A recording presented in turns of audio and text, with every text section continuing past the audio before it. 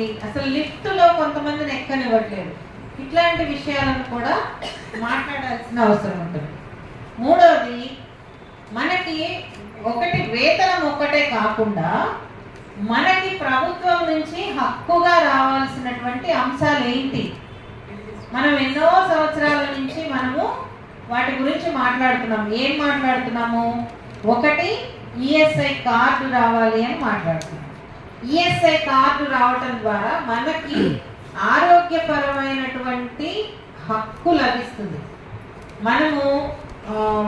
మనకి ఆరోగ్యం బాగలేనప్పుడు వెళ్ళి చూపించుకోవడానికి, తక్కువ ఖర్చుతో చూపించుకోవడానికి.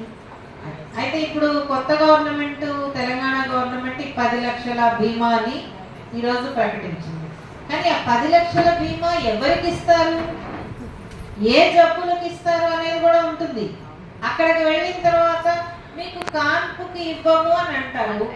అయిపోయింది. కాన్పుకి మనము ఆడవాళ్ళందరికీ కావాల్సింది ఎక్కువ, దానికే అవసరం ఉంటుంది. అట్లనే ఇంకా చాలా పెద్ద పెద్ద, అంటే ఏదో పెద్ద జబ్బులకు మాత్రమే ఇంత డబ్బులు ఇస్తామని అంటారు. కానీ అది ఎట్లా వస్తుంది అనేటటువంటిది స్పష్టత ఉండాలి. నువ్వు ఇస్తానన్నావు, 10 లక్షల బీమా ఇస్తానంటున్నావు, కానీ ఎవరికి ఇస్తానంటున్నావు అనేటటువంటిది ఖచ్చితంగా మనం అడగాల్సిన అవసరం ఉంటుంది. అసలు ఈ ప్రకటిస్తున్నటువంటి విధానాలన్నీ కూడా ఎవరిని అడిగి ప్రకటిస్తున్నారు? మన ఎవరితోనూ మాట్లాడలేదు. మరి ఎవరితోనూ మాట్లాడకుండా ఎట్లా ప్రకటిస్తున్నారు అనేది కూడా ఒక ప్రశ్న వస్తుంది. అంటే ఏ లెక్క తీసుకున్నారు? సరే, వేరే వాళ్ళతో మాట్లాడి ఉండొచ్చు, మనతోనే మాట్లాడాలని, కానీ ఎలా నిర్ణయిస్తున్నారు అనేటటువంటిది.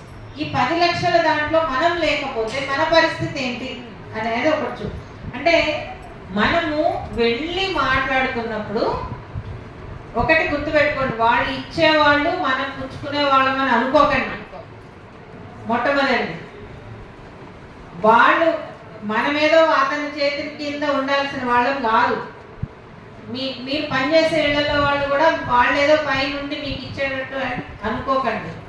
మీరు పని చేస్తున్నారు, మీ పనికి తగ్గ వేతనం తీసుకుంటున్నారు, బరాబర్. అక్కడ ఉండవలసింది పరస్పరం గౌరవం. మీరు పని చేస్తున్నారన్న గౌరవం మీ ఇంటి వాళ్ళకు ఉండాలి, మీకు పని కల్పించారనేటటువంటి గౌరవం మీకు ఉండాలి. ఇది పరస్పరం మనం ఇచ్చిపుచ్చుకోవాల్సినటువంటి విషయం. ఏ రకమైనటువంటి అసే తుసే అనేటటువంటి మాటల్ని సహించవద్దు. మొట్టమొదటిది, ఎవరిని కూడా సహించవద్దు. అసభ్యంగా మాట్లాడటాన్ని అంగీకరించవద్దు. అంటారులేమ్మా అనుకుంటారు, కానీ అట్లా వద్దు. నెమ్మదిగా అయినా సరే చెప్పాలి, ఇలా మాట్లాడొద్దు అని చెప్పాలి, స్పష్టంగా చెప్పాలి. చెప్పడం అనేటటువంటిది అలవాటు చేసుకోవాలి. తర్వాత చాలామంది ఇళ్లలో పనిచేసే గృహ కార్మికులు వాళ్ళ పిల్లల్ని తీసుకుని పనికి వెళ్తున్నారు. ఇది మొట్టమొదట మీరు మానేయాలి. మీ పిల్లల్ని పనికి తీసుకెళ్ళడం అనేది మీరు మానేయాలి.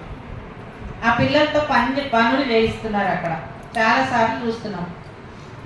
కొన్నిసార్లు మేము కూడా చూసి చూడనట్టు వెళ్ళాల్సి వస్తుంది. ఎందుకనంటే తల్లితో వస్తారు కదా అనేటటువంటి దాంతో.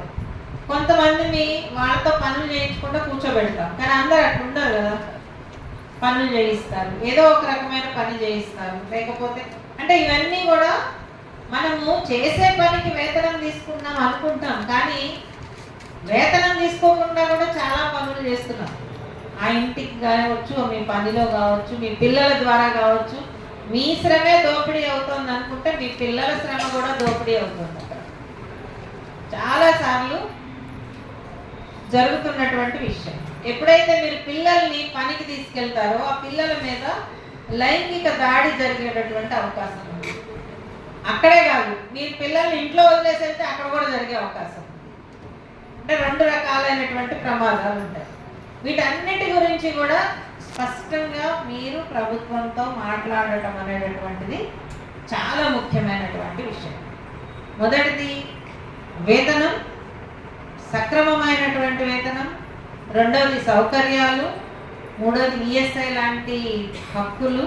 వీటన్నిటికీ తర్వాత మనకి గృహ కార్మికులుగా గుర్తింపు, గౌరవం, ఎక్కడికే అంటే ఒక వివక్ష లేకుండా మనల్ని ట్రీట్ చేసేటటువంటి విధంగా మనకు ఒక గౌరవం ఉండాలి అనేది స్పష్టంగా మాట్లాడటం అనేది.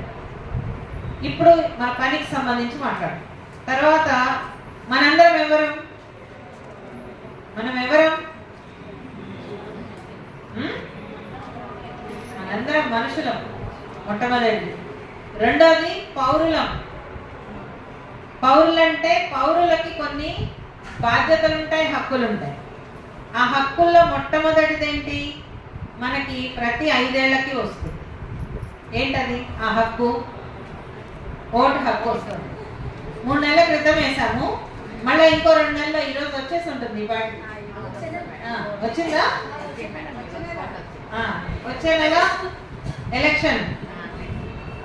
ఏం చేయబోతున్నాం ఇక్కడ? మనం మొట్టమొదటిది ఇప్పుడు మనము ఇప్పటివరకు మనం గృహ కార్మికుల యూనియన్గా ఉన్నాం కాబట్టి ప్రతి ఒక్క రాజకీయ పార్టీని మా C-189 ఏమైంది అంటే C-189 అంటే ఏంటని అడుగుతారు వాళ్ళు. అది తెలుసుకుని వచ్చి మాట్లాడమనండి. ఓటు అడగండి, ముందు అది తెలుసుకుని వచ్చి అడగండి. 12 ఏళ్ల నుంచి మేము అడుగుతూ ఉన్నాము C-189 అనేది. తెలియకపోతే మీకెందుకు ఎలక్షన్స్, మీకెందుకు రాజకీయ అధికారం అని అడగండి. మీకు తెలుసు కదా C-189 అంటే ఏంటో? తెలుసా తెలీదా? తెలీదు. మీ గల్లీలోకి వచ్చే ప్రతి రాజకీయ నాయకుడిని అడగాల్సింది ఏంటంటే, మీ ప్రభుత్వం వస్తే, మీ పార్టీ అధికారంలోకి వస్తే C-189ని అమలు పరుస్తారా అని అడగాలి. వాళ్ళు వెంటనే అమలు పరుస్తామని అంటారు. ఎట్లా అమలు పరుస్తారు చెప్పండి. ఇప్పటి వరకు చేయలేదు, ఇప్పుడు ఎట్లా చేస్తారు? ఏ విధంగా చేయబోతారు? అసలు ఎంతమంది డొమెస్టిక్ వర్కర్స్ మన రాష్ట్రంలో ఉన్నారు? మొట్టమొదటి ప్రశ్న అది కూడా వేయాలి. మీరు ఎంతమంది ఉన్నారు అని అడగాలి. మీకు తెలిసి ఎంతమంది ఉన్నారు అనేటటువంటి. అంటే మీరు ఎలక్షన్లలో కేవలం డొమెస్టిక్ వర్కర్స్ కానీ కాదు, పౌరులుగా ఆలోచించండి. మీకు ఓటు హక్కు ఉన్నటువంటి పౌరులుగా ఆలోచించండి. మీ ప్రశ్నలు మీ వృత్తికి సంబంధించి బలంగా వెయ్యండి. ఒకటి. రెండోది, ఎవరికి మనం ఓటు వెయ్యాలి అనేటటువంటిది మన నిర్ణయం. నేను మీకు ఫలానా వాళ్ళకి ఓటు వెయ్యండి అని చెప్పి అడగొచ్చు.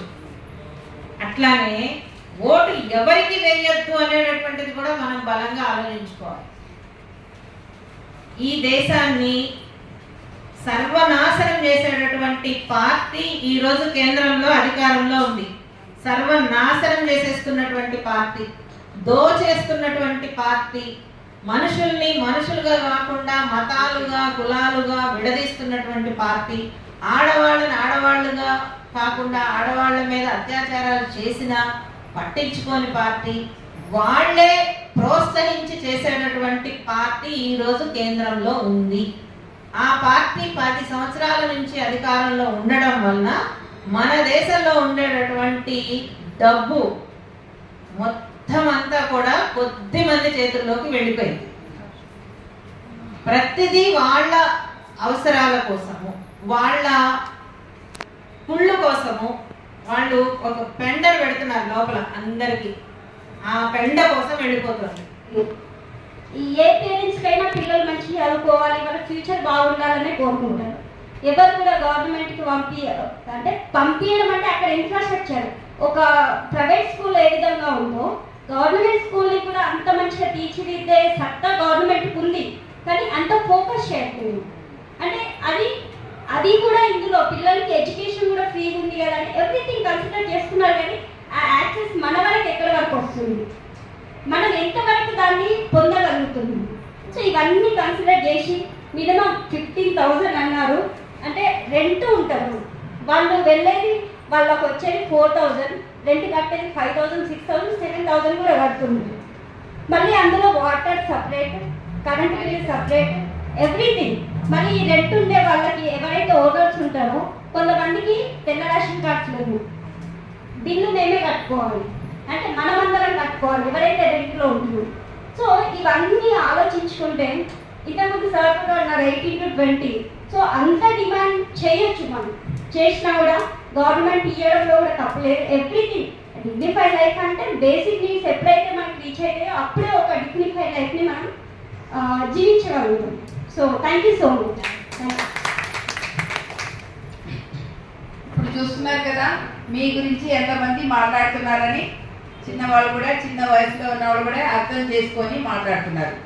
ఓకే, అంటే ఈ పని మహిళలు చేసే పని, మహిళలు చేస్తున్న పనికి గుర్తింపు ఇస్తలేదు, న్యాయం జరగటం లేదు, గౌరవం ఇస్తలేదు.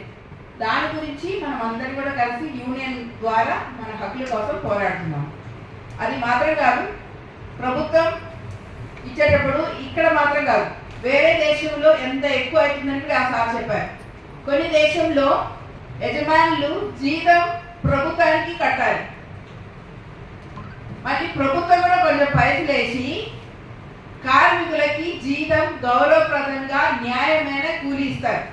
వేరే దేశంలో కొన్ని, అంటే ఇప్పుడు యూరోపియన్ దేశంలో మేము కూడా చూసాము, చాలా దేశంలో ఆ ఎంప్లాయర్ అందరు కూడా ప్రభుత్వానికే జీతం పెట్టాలి, తక్కువ ఇచ్చేది లేదు. ఇక్కడ ఇచ్చినట్టు ఇంత ఇచ్చి ఇంత సగం తీసుకోవడం కాదు, కానీ అక్కడే అన్ని కూడా బ్యాంక్ ద్వారా ట్రాన్స్ఫర్ అవుతుంది కాబట్టి మీరు ఎంత ఇస్తున్నారు అవన్నీ కూడా తెలుసు.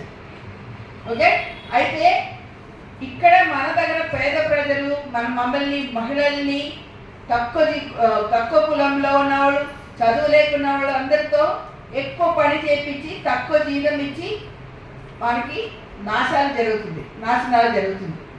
ఈ సందర్భంలో మనమందరం కూడా అర్థం చేసుకొని, మొట్టమొదటిగా మనం అర్థం చేసుకోవాలి, నేను చేస్తున్న పనికి ఎంత విలువ, నేను గంట సేపు చేసేదానికి నాకు ఎంత శ్రమ పడుతుంది, అంత జీతం నేను ఎలా క్యాలిక్యులేట్ చేయాలని నేనే ఒకసారి ఆలోచించాలి. మళ్ళీ మీరు ఎంప్లాయర్తో మాట్లాడాలి. చూడండి, నేను వచ్చినది ఈ పని కోసం, ఇంతసేపు చదివినా చదవలేకపోయినా నేను చేసిన పని మీరు చేయలేదు, నేను కూడా చేయలేదు. అక్కడ వంట పనికి వెళ్తే మనం చేసిన వంటలు సరిగా రాదు, సరిగా చేయడం లేదు. కానీ మీకు స్కిల్ ఉంది, ఆ స్కిల్ని కూడా గుర్తించాలి. కానీ అది స్టార్టింగ్ ఎక్కడ మనం గుర్తించాలి. ఫస్ట్ మనం గుర్తించి మనం దానికి విలువ ఇచ్చి వేరే వాళ్ళకి మనం చెప్పాలి. ఆ పరిస్థితిలో మనం ముందుకు రావాలి. ఓకే, దీని గురించి ఇంకా మంచిగా మనతో పాటు చాలా సంవత్సరాల నుంచి మన తోడుగా ఉన్న సజయ్ గారికి మాట్లాడాలని కోరుతున్నాను. అందరికీ నమస్కారం. ఇప్పుడు మనం ప్రభుత్వానికి మన డిమాండ్లు కేవలం ఒక్క విషయం మీదే పెట్టలేము. చాలా విషయాల గురించి మనము ఒకటొకటిగా పెట్టాల్సిన అవసరం ఉంటుంది. ఒకటి, కనీస వేతనాల గురించి మనం అనుకుంటున్నాము. కనీసం అంటే ప్రతిసారి వెళ్ళలేము కదా, మనము వెళ్ళేటప్పుడే హోంవర్క్ బాగా చేసుకుని వెళ్ళాలి. మనం ఇంటి పని చేసేవాళ్ళము, కానీ మనం కూడా హోంవర్క్ చేసుకుని గవర్నమెంట్ దగ్గరికి వెళ్తేనే మన దానికి విలువ ఉంటుంది. ముందు కనీస వేతనాలు అనే దాని గురించి మనం మాట్లాడాలి. కనీస వేతనాలు, మనం ఎంత పని చేస్తున్నాము, రోజులో ఎంత వస్తుంది. కొన్ని ప్రాంతాల్లో కొంతమందికి ఎక్కువ రావచ్చు, కానీ ఎక్కువ మందికి వచ్చేటటువంటి దాంట్లో వేతనాలు తక్కువ ఉన్నప్పుడు ఆ వేతనాలని మనము లెక్క కట్టడం అనేటటువంటి ఈరోజు చర్చ. దాన్ని మనం ఎంత బాగా చర్చిస్తాం, ఎందుకంటే మీరు చర్చించిందే ఫైనల్. మీ అభిప్రాయాలను తీసుకునే మనం ఇప్పుడు ప్రభుత్వం దగ్గరికి వెళ్ళాల్సిన అవసరం ఉంటుంది. తర్వాత రెండో విషయం, ఒకటి వేతనాలు అయితే, రెండో విషయం ఏంటంటే మనకి ఇప్పుడు హైదరాబాద్ లాంటి నగరాలలో చాలా విల్లాలు వస్తున్నాయి, గేటెడ్ కమ్యూనిటీస్ వస్తున్నాయి. వీటన్నిటిలో కూడా డొమెస్టిక్ వర్కర్స్కి ఎలాంటి ట్రీట్మెంట్ నడుస్తుంది అంటే వాళ్ళని మర్యాదగా చూస్తున్నారా, గేటెడ్ కమ్యూనిటీస్లో లోపలికి రానిస్తున్నారా, లిఫ్ట్ ఎక్కనిస్తున్నారా, వాడుకొని ఇస్తున్నారా, టాయిలెట్ వాడుకొని ఇస్తున్నారా, ఇవన్నీ కూడా ముఖ్యమే. వాటన్నిటి గురించి కూడా మనం ఖచ్చితంగా డిమాండ్ పెట్టాల్సిన అవసరం ఉంటుంది. అట్లానే ఈ గేటెడ్ కమ్యూనిటీస్లోకి మన యూనియన్కి వెళ్ళి పరిశీలించేటటువంటి మన యూనియన్స్కి కూడా అధికారం ఇవ్వాలి. గవర్నమెంట్ దగ్గర మాట్లాడాలి. ఎందుకంటే కొన్ని చోట్ల రానివ్వడం లేదు కదా. ఇప్పుడు మనకి ఇక్కడ జలవాయు విహార్లో ఒక అమ్మాయి చనిపోయింది 4 ఏళ్ల క్రితం. మనల్ని ఎవరిని వెళ్ళనివ్వకుండా గొడవ పడ్డారు. మీరు ఎందుకు వస్తారు, మా అపార్ట్మెంట్లోకి ఎందుకు వస్తారని రానివ్వలేదు. కానీ అక్కడ ఆ అమ్మాయి చనిపోయింది, ఇంట్లో పనిచేసే అమ్మాయి చనిపోయింది. అతను చంపేశాడని తెలిసి ఇంట్లో ఉన్న